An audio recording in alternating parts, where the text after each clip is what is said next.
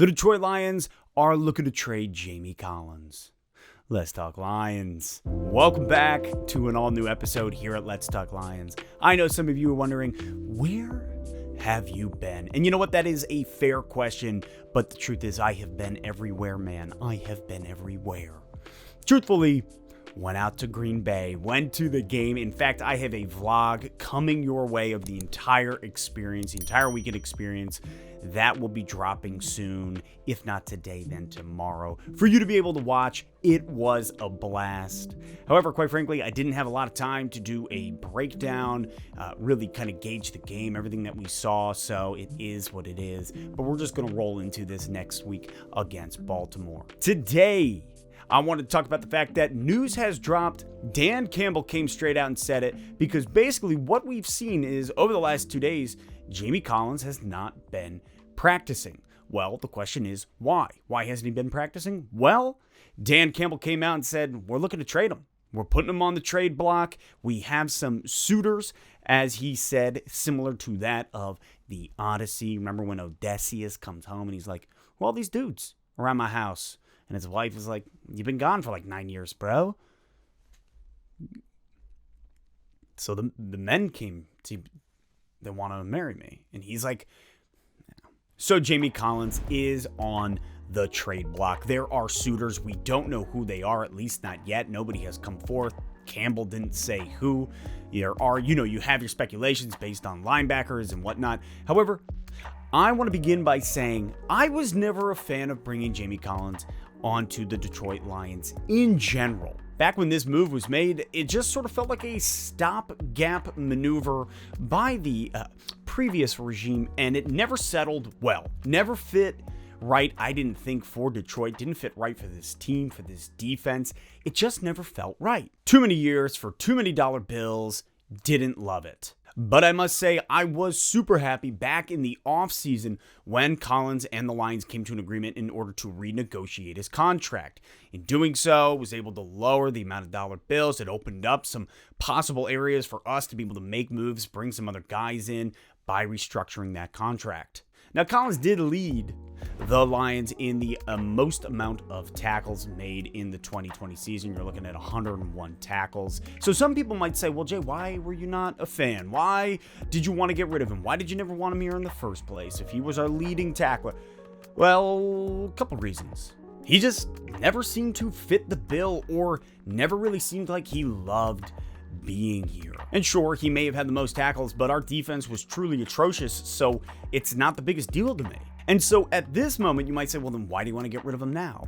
Most importantly, I want Derek Barnes to get those reps. Man, we didn't see Barnes in there defensively at all against Green Bay. Now, quite frankly, I want his progress, his development, his growth to speed up. And it's not going to speed up if he's just taking a couple special teams reps and he's not getting the reps at the linebacker position, because we have guys like Collins taking those spots. And really, when you look at Collins, what he did against Green Bay wasn't good enough. In fact, it just wasn't good. So there you have Barnes, who's taking a few special teams reps. He took 5 defensive snaps against San Francisco, 0 snaps against Green Bay defensively. Look, man, that's not going to speed up the process. That's not going to get him where we need him to be. And here we are sitting 0-2. But before we go any further, a message from our sponsor. If you're looking to get an advantage over your sports book this season, download BetQL from your App Store or Google Play Store. Their Best Bets computer model scans over 350,000 unique bets per year to give you the best betting recommendation for each game, and they give you solid reasons why you should. They cover everything from spreads, over-unders, and player prop bets. And if you're more of a lone wolf like White Fang, when it comes to researching, BetQL has a ton of different tools for your own betting research. I'm talking sharp data, line movement, team summaries, lineup and injury news, you name it. Click the link in the description, and by doing so, Enter the word Lions as a discount code during checkout. You get 25% off your betting subscription. In fact, if you check out their BetMGM offer, you get a free year of BetQL. You have to use this link to redeem that offer. Check out their sportsbook offer page to claim free offers upon signing up at one of the many sportsbooks listed. You can find all this information in the description of this video. It's a great chance to beat your sportsbooks this year. This season is all about player development. Yeah, no, I didn't want to be 0-2, but coming into this game against the Packers, we could have won it. I kind of laid out how I thought we were gonna be able to pull it off, but I didn't think we were gonna. So I said we were going 0-3, 1-2-3 right off the bat. However, when looking at it, if we're already 0-2, why not take some of these younger guys that need those reps, that need that growth, and put them in the game?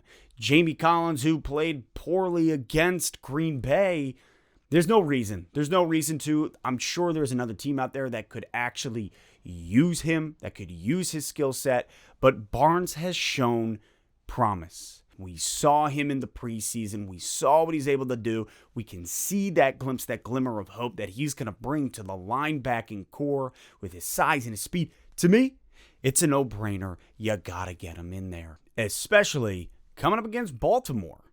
Now, with Barnes most likely going to be taking more snaps defensively, same with Reeves, Maben, both of those guys taking more defensive snaps means they're going to be taking less snaps on the special teams squad.